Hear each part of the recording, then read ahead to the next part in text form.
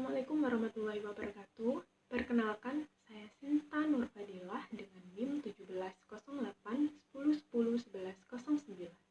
Saya menempuh mata kuliah kelas A Manajemen Keuangan dengan dosen pengampu Bapak Dr. Andes Marmono Singgi MSI. Di sini saya akan menjelaskan mengenai biaya modal atau cost of capital.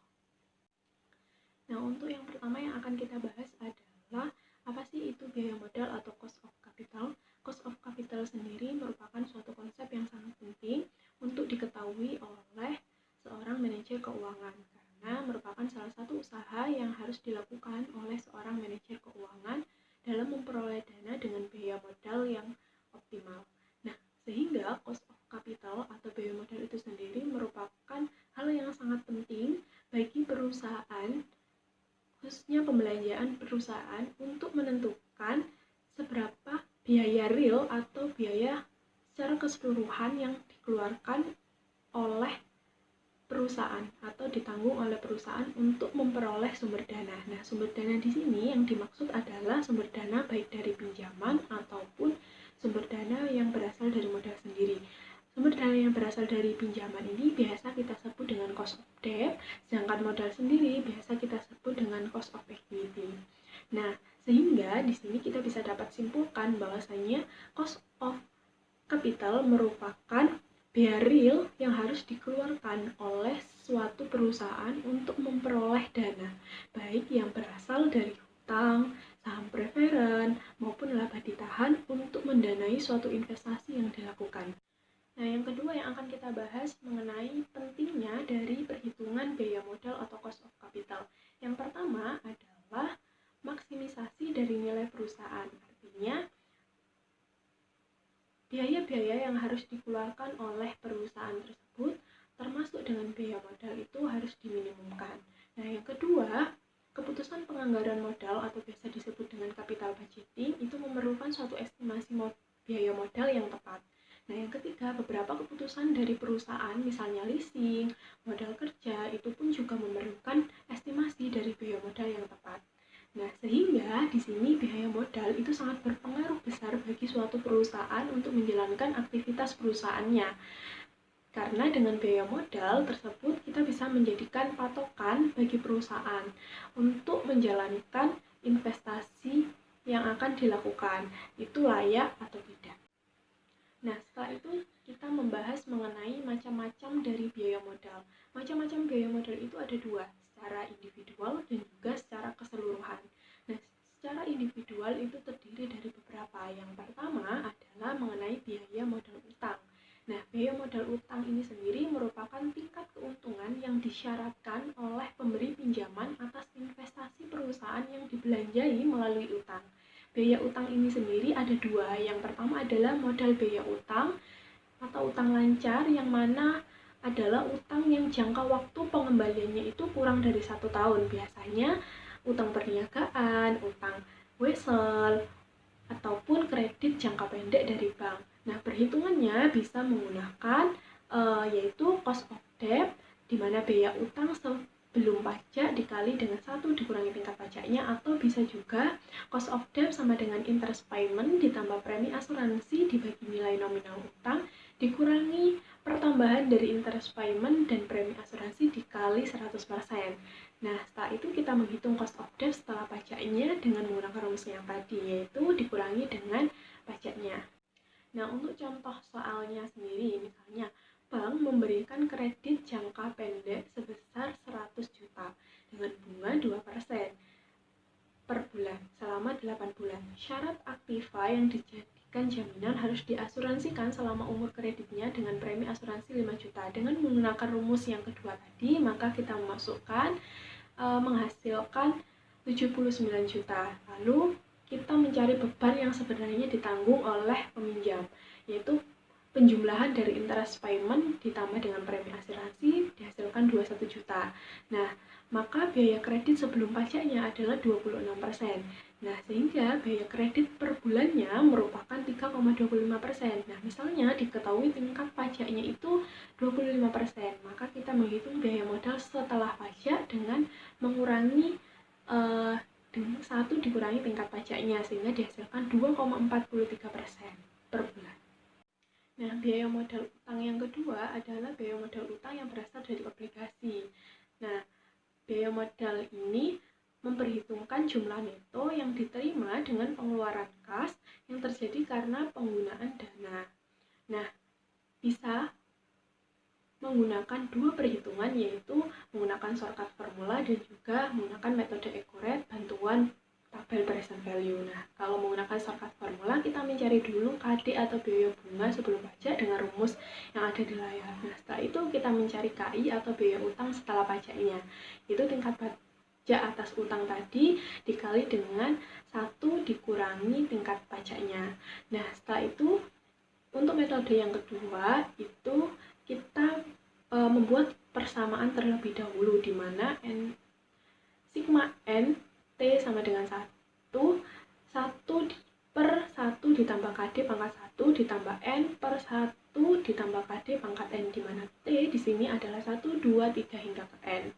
Nah, setelah itu kita menginterpolasi, mencari selisih antara bunga 1 dan juga bunga 2, mencari selisih antara present value of interest and value of bond 1 dengan 2, lalu selisih antara present value of interest and value of bond 1 dengan present value of nominal value of bond.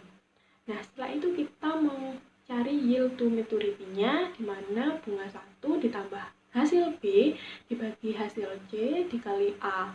Nah, setelah itu kita menghitung yield to maturity setelah pajaknya, di mana yield to maturity sebelum pajaknya dikali dengan 1 dikurangi dengan tingkat pajaknya. Nah, di sini ada contoh soal yaitu biaya utang yang berasal dari obligasi, di mana PTA itu mengeluarkan obligasi dengan nominal per lembarnya sebesar Rp25.000 yang mempunyai umur 10 tahun. Hasil penjualan obligasi neto yang diterima oleh perusahaan sebesar Rp24.250.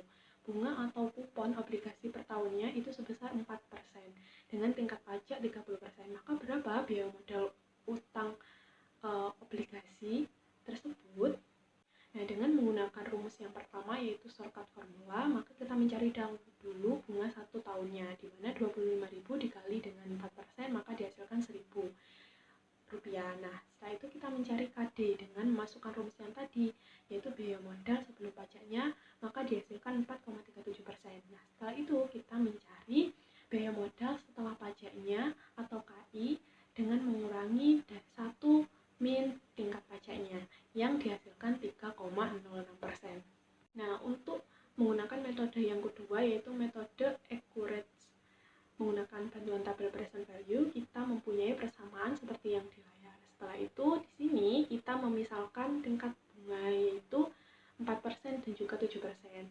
Nah, dengan menggunakan bantuan tabel present value, maka dihasilkan untuk tingkat bunga yang 4%, biaya bunga tahunan selama 10 tahun itu sebesar 8.110, sedangkan untuk pembayaran pinjaman pokok obligasinya yaitu sebesar 16.900.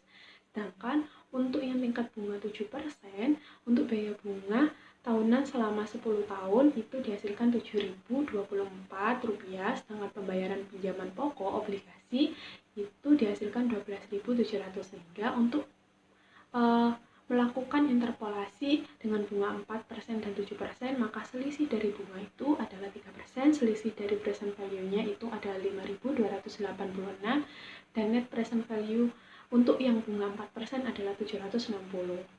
Nah, setelah kita menginterpolasi, kita menggunakan rumus interpolasi dengan memasukkan dan mencari nilai KD-nya. Nah, nilai KD atau biaya obligasi sebelum pajak sehingga dihasilkan 4,43%. Sehingga kita mencari biaya obligasi setelah pajaknya yaitu KI dengan mengurangi dengan tingkat pajaknya, maka dihasilkan 3,1%. Nah, terdapat perbedaan antara yang shortcut formula dengan metode accurate. Nah, karena hal tersebut terjadi karena pembulatan angka. Nah, untuk biaya modal yang kedua yaitu biaya modal saham preferen. Biaya modal saham preferen merupakan suatu tingkat keuntungan yang dinikmati oleh pembeli saham preferen atau biaya real yang harus dibayarkan apabila suatu perusahaan itu menggunakan dana dengan menjual saham preferen. Untuk perhitungannya sendiri bisa menggunakan yaitu biaya saham preferen sama dengan dividen saham preferen dibagi dengan harga saham preferen saat itu. Atau ketika diketahui flotation cost-nya atau biaya penerbitan sahamnya, maka untuk harga saham preferen saat penjualan diganti dengan harga saham preferen bersih. Artinya adalah harga saham tersebut dikurangi dengan flotation cost-nya. Misalnya di sini ada contoh, perusahaan menjual saham preferen yang memberikan dividen 10 per tahun. Harga sahamnya itu 100 dengan flotation cost-nya itu 2,5 per lembar saham. Dengan memasukkan rumus yang tadi yaitu dihasilkan 10,26%. Nah, biaya modal yang ketiga adalah biaya modal saham biasa dan juga laba ditahan. Nah, biasa di sini untuk biaya saham biasa atau biaya saham biasa baru atau biasa disebut dengan biaya ekuitas atau external equity capital atau dilambangkan dengan KE merupakan tingkat diskonto yang menyeimbangkan nilai sekarang dari keseluruhan dividen per lembar saham yang diharapkan di masa yang akan datang. Sehingga biaya modal merupakan faktor diskonto dari dividen yang ada. Untuk penyelesaiannya bisa menggunakan pendekatan model diskonto dividen atau dividen diskon model, di mana rumusnya adalah KE, biaya modal saham biasa, sama dengan dividen yang diharapkan pada tahun pertama dibagi dengan harga pasar saham sekarang, ditambah dengan pertumbuhan dividen saham per tahunnya. Nah, di sini ada contoh soal, yaitu jika dividen saham pada PT Arga diharapkan tumbuh 10% per tahunnya, dividen yang diharapkan pada tahun pertama adalah Rp160, dan harga pasar sekarangnya adalah Rp2.160. Maka berapa biaya ekuitasnya? Dengan memasukkan rumus KE tadi, maka dihasilkan 17,4%. Nah, yang kedua adalah biaya laba ditahan atau dilambangkan dengan KS, yang merupakan tingkat keuntungan yang disyaratkan oleh investor pada saham biasa perusahaan yang bersangkutan. Perhitungannya bisa melalui 3 pendekatan. Pendekatan yang pertama menggunakan capital asset pricing model, yaitu tingkat return saham yang diharapkan sama dengan tingkat return bebas resiko ditambah dengan selisih antara return pasar dengan return saham dikali koefisien beta saham I. Nah, setelah itu pendekatan yang kedua menggunakan pendekatan diskon cash flow atau DCF menggunakan Gordon model, di mana KS atau biaya modal saham biasa sama dengan dividen yang diharapkan pada tahun pertama dibagi dengan harga pasar saham sekarang ditambah dengan pertumbuhan dividen saham per tahun. Untuk pendekatan yang ketiga yaitu pendekatan bond yield plus risk premium, yaitu KS sama dengan tingkat keuntungan obligasi perusahaan ditambah dengan premi. Nah, misalnya di sini ada contoh yaitu yield to maturity obligasi suatu perusahaan adalah 12%, sedangkan premi resikonya untuk saham perusahaan tersebut adalah 5%. Maka penyelesaiannya yaitu di sini menggunakan pendekatan bond yield plus risk premium, yaitu KS sama dengan 12% ditambah dengan 5% yang dihasilkan 17%. Nah, 17% ini merupakan tingkat keuntungan yang disyaratkan oleh investor pada saham biasa perusahaan yang bersangkutan. Nah, untuk macam-macam biaya modal yang kedua yaitu biaya modal secara keseluruhan. Nah, biaya modal secara keseluruhan ini yaitu biaya modal yang memperhitungkan seluruh biaya atas modal yang digunakan ataupun dikeluarkan oleh perusahaan dan bermanfaat dan berkaitan dengan penilaian dari usulan investasi yang akan dilakukan. Nah, biaya modal keseluruhan ini biasa juga disebut dengan biaya modal rata-rata tertimbang atau weighted average cost of capital. Nah, dengan rumus yaitu WACC sama dengan proporsi hutang dari modal dikali dengan biaya utang dikali 1 dikurangi tingkat pajaknya ditambah proporsi saham preferen dari modal dikali dengan biaya saham preferennya ditambah dengan proporsi saham biasa atau laba ditahan dari modal dikali biaya laba ditahan ataupun biaya saham biasa baru. Misalnya terdapat contoh yaitu target struktur modal dari suatu perusahaan adalah 30% utang, lalu saham preferen 10%, dan 60%-nya modal sendiri yang seluruhnya itu berasal dari laba ditahan. Nah, biaya utangnya sendiri 12%, biaya saham preferennya 12,6%, dan biaya laba ditahannya 16,5%. Dengan tingkat pajaknya yaitu 40%. Nah, karena di sini sudah diketahui proporsinya dari utang, saham preferen, dan juga modal sendiri, dan juga biaya saham, biaya utang, dan juga biaya laba ditahan, kita tinggal memasukkan rumusnya saja, yaitu WACC di mana WD 0,3% dikali KD 12% dikali 1 dikurangi 40%, yaitu tingkat pajaknya, ditambah WP 0,1 dikali dengan 12,6% yang merupakan KP ditambah WS 0,6% dikali 16,5% yang merupakan KS, sehingga dihasilkan 13,32%. Sehingga di sini dihasilkan bahwasanya perusahaan WACC dari perusahaan tersebut sebesar 13,32%.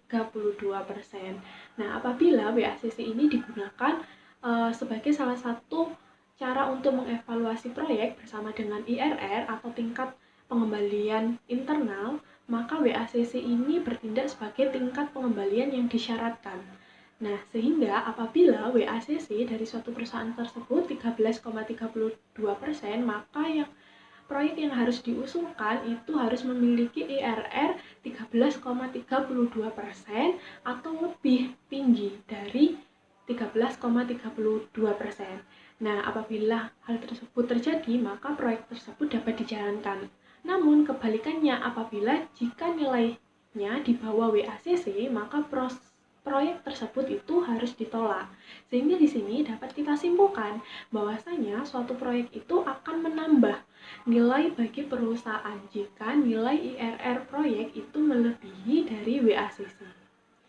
Sekian presentasi dari saya. Apabila ada salah kata, saya mohon maaf yang sebesar-besarnya. Wassalamualaikum warahmatullahi wabarakatuh.